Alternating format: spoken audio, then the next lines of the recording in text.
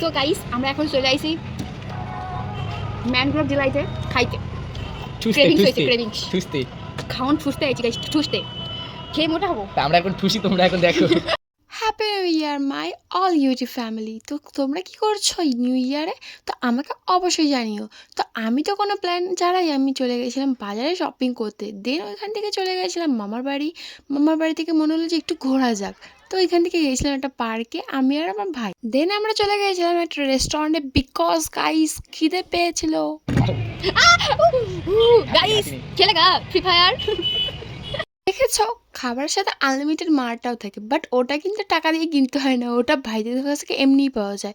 তো যাই হোক আমরা অর্ডার করে দিলাম একটা roll, fried rice, chilli chicken and naan, আর একটা 7 আপও দিয়েছিলাম। আর বাড়ির জন্য নিয়ে গেছিলাম আইসক্রিম, বাট ওটার ভিডিও করতে পারিনি গাইস বিকজ আমার ফোনে চার্জ শেষ হয়ে গেছিলো। তো বাই বাই।